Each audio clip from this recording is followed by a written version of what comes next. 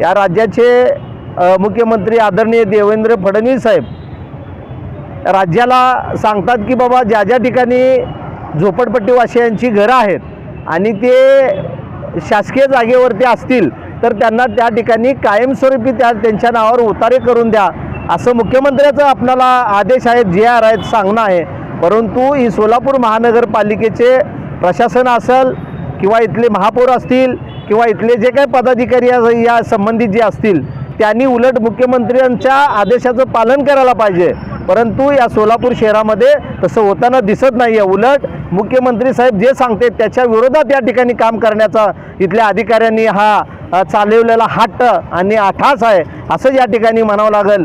म्हणून मी या सोलापूर महानगरपालिकेच्या जे अधिकारी याच्यामध्ये दोषी आहेत त्या अधिकाऱ्यांचा जाहीर निषेध करतो आणि या लोकांना, या ज्या बहुजन लोकांना सामाजिक न्यायाच्या ह्याच्यातून सांगतो की त्यांना सामाजिक बांधिलकी म्हणून त्या अधिकाऱ्यांनी न्याय द्यायला पाहिजे, महानगरपालिकेने न्याय द्यायला पाहिजे.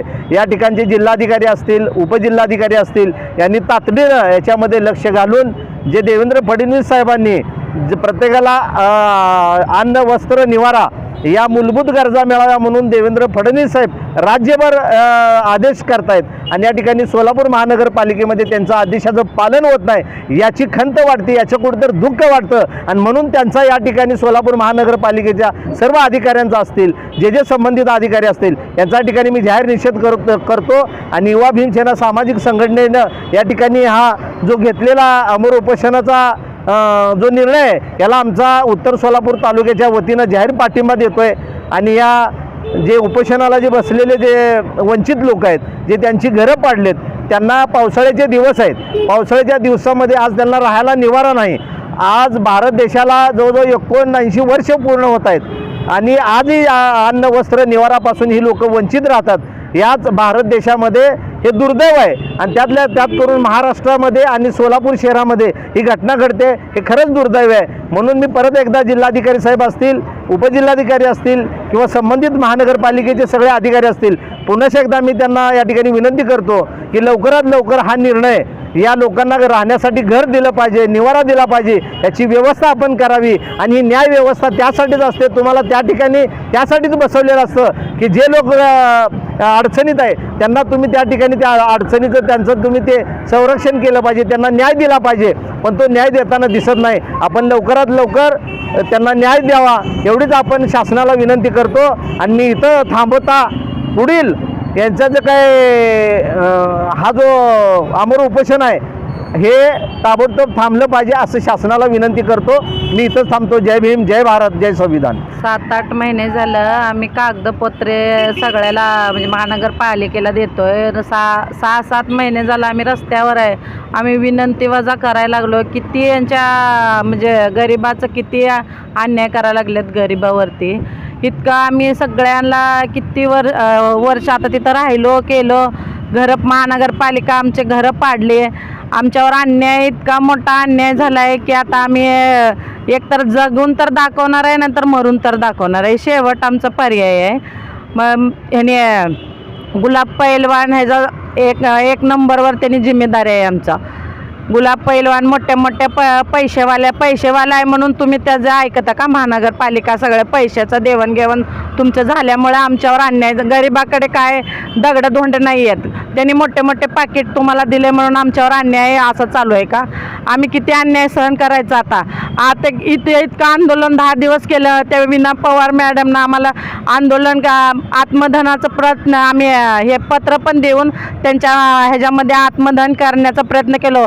त्याच दिवशी आमचा शेवट होता पण पोलिसांनी आम्हाला वाचवल्यानंतर आता त्यांनी आम्हाला इतकं मोठं आश्वासन दिले. आम्हाला फसवले. त्यांनी आश्वासन दिले नाहीत, फसवले आम्हाला सांगितले की तुमच्यावर अन्याय झाला आहे, तुमच्यावर असं झालं, असं नाही व्हायला पाहिजे, मी तुम्हाला न्याय देते, तुम्हाला असं तसं. आम्हाला इतकं त्यांनी समजावल्यावर आम्ही विश्वास ठेवलो होतो त्यांच्यावर.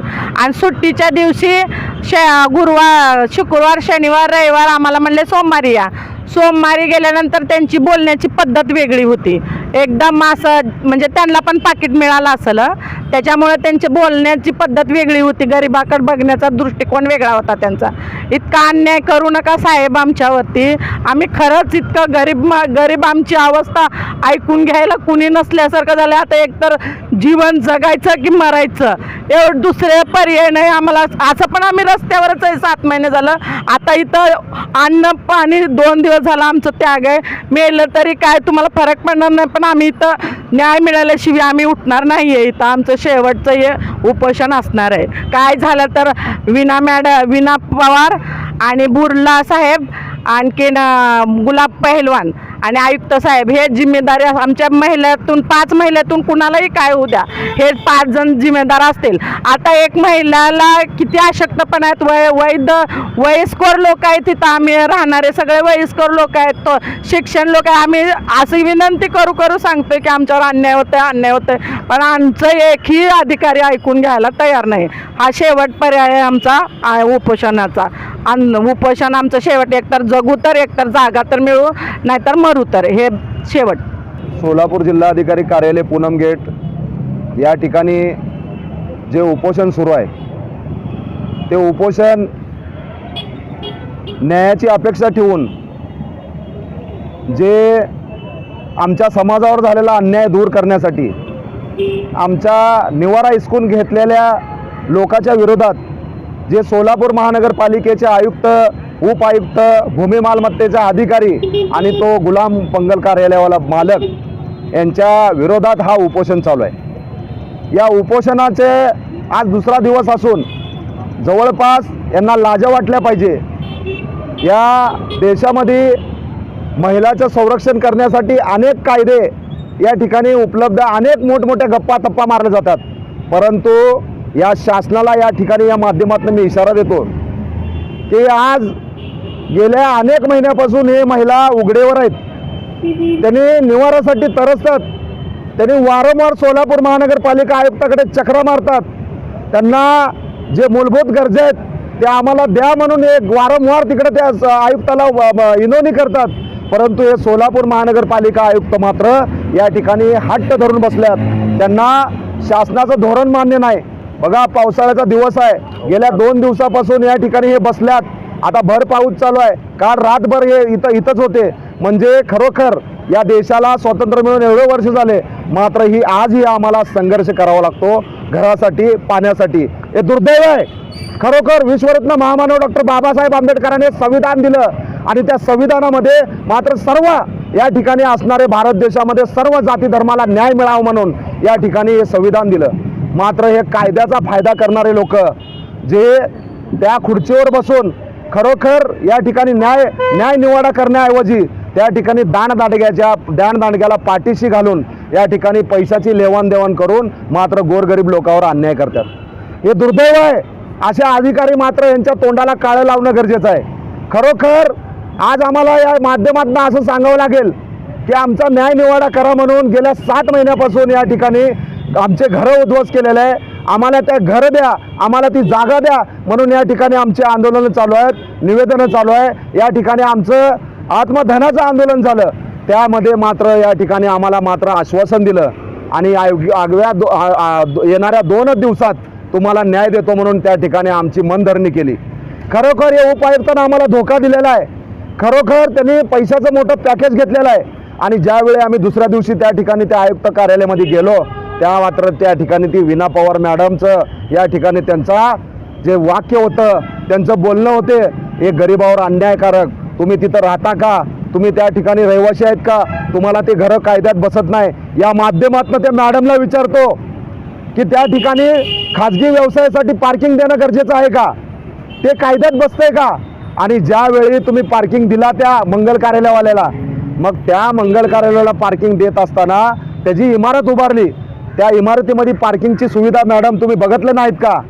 या देशाच्या विरोधात, या संविधानाच्या विरोधात तुम्ही वागता का. मला सांगा, गेल्या अनेक दिवसापासून हे आमच्या माता बहिणी आज न्यायाची अपेक्षा ठेवून तुमच्याकडे येतात. तुम्ही त्या खुर्चीवर बसलात, तुम्ही हिक्कडपणा सोडा. या गरिबाची तुम्हाला बदवा लागेल, तुम्हाला याचं परतफेड करावं लागणार आहे. पैशाच्या नादात तुम्ही बघा, आज दुर्दैव असं वाटतंय ज्या अधिकाऱ्यानं हे सर्व भ्रष्टाचार घडवून आणला, सुट्टी दिवशी हा प्रकार केला, त्याला एवढं लक्षात आलं नाही की हा रविवार हा सुट्टीचा दिवस असतो. सुट्टीच्या दिवशी ठराव, आणि ज्यावेळी ते सतीश बुर्लाला आम्ही प्रश्न विचारला की आयुक्ताचा आदेश दाखव, तो म्हणतो तोंडी आदेश झालाय. म्हणजे काय नेमकं चाललंय? तुम्ही सोलापूर महानगरपालिकेचे अधिकारी झालात का सोलापूर महानगरपालिका तुमच्या बापाची आहे का तुम्ही त्याचे मालक झालात? या ठिकाणी आमचा असा प्रश्न आहे. तो मंगल कार्यालयवाला जवळपास त्याला 3,800 जागा दिलात, परंतु तो 10,000 स्क्वेअर फूटमध्ये त्या ठिकाणी पत्र्यावर शेड मारलाय. त्या ठिकाणी सार्वजनिक शौचालय ते काढायला तयार नाही. तो गुलाम पैलवान मंगल कार्यालयवाला या सोलापूर महानगरपालिका आयुक्ताचा जावई आहे का? हा आमचा प्रश्न आहे. तो आम्हाला आयुक्त न्याय देऊ शकत नाही. त्यामुळं माननीय सोलापूर जिल्हाधिकारी साहेबांना आम्ही सांगतोय की साहेब, आमची मिटिंग करा त्यांच्यासोबत. त्यांनी कुठं कुठं चुकल्यात, त्यांनी काय काय चुकल्यात, हे सर्व किती पैसे घेऊन हा प्रकार घडवून आणलाय. आमच्या या ठिकाणी असणारा झेंडा, अस्तित्वात असणारा झेंडा, आमच्या मागासवर्गीय झेंडा, डॉक्टर विश्वरत्न महामानव डॉक्टर बाबासाहेब आंबेडकरांचा झेंडा पाडला, आणि त्या ठिकाणी असणारे जातीय मानसिकतेतून आमचे घरं पाडले, आणि हा सर्व प्रकार घडवून आणला.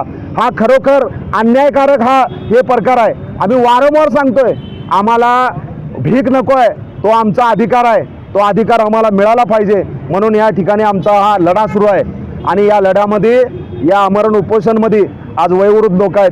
ते वयोवृद्ध लोक जवळपास 60-70 वयाचे वयोवृद्ध लोक आहेत. यांची प्रकृती खालवत चाललेली आहे. अजून 2 दिवस झाले, दुसरा दिवस चालू आहे, भर पाऊस चालू आहे, मात्र हे प्रशासन बघायला तयार नाही. म्हणजे तुम्ही आमच्या मरणाची वाट बघताय का?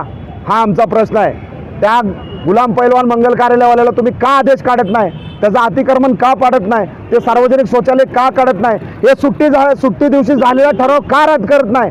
या तुमच्या कलमामध्ये सोलापूर महानगरपालिकेला माझा प्रश्न आहे की तुमच्या महाराष्ट्र महानगरपालिका कलम 1949 451, मी कलम सांगतो तुम्हाला. या कलमाच्या अंतर्गत तुम्हाला कायद्यानुसार सोलापूर महानगरपालिकेला आयुक्ताला हा अधिकार आहे. जर एखादा ठराव जर वादग्रस्त असेल, तिथल्या लोकांचा जर अडथळा निर्माण होत असेल, या ठिकाणी वाहतुकीसाठी अडथळा निर्माण होत असेल, प्रदूषणाचा अडथळा होत असेल, तर तो ठराव रद्द करण्याचा अधिकार माननीय सोलापूर महानगरपालिका आयुक्ताला आहे. मात्र हे ऐकून घ्यायला तयार नाही. हे सोलापूर महानगरपालिका आयुक्त हिटलर आहेत, हिटलरशाही चालवल्यात, परंतु तुमची हिटलरशाही जास्त दिवस चालणार नाही. बघू तो मंगल कार्यालयाला किती पैसेवाला आहे, किती पैसे वाटतो. मात्र आमची लढाई ही सत्याची आहे. आम्ही ही लढाई लढणार. जोपर्यंत आम्हाला न्याय मिळत नाही, जोपर्यंत आमची मागणी मान्य होत नाही, तोपर्यंत आम्ही उठणार नाही. आणि यांच्या उपोषणामध्ये आमच्या माता बहिणीला जर बरे वाईट काय झालं तर ह्याचे जबाबदार त्या अतिरिक्त उपायुक्त विना पवार आणि तो गुलाम मंगल कार्यालयवाला मालक आणि हा असणारा सतीश बुर्ला. तो बुर्ला नाही तर तो चुरला आहे, तो चोर आहे. त्या चोराने हे सर्व प्रकार घडवले आहेत आणि मी त्याचा सर्व पुरावा देणार आहे येणाऱ्या काळामध्ये.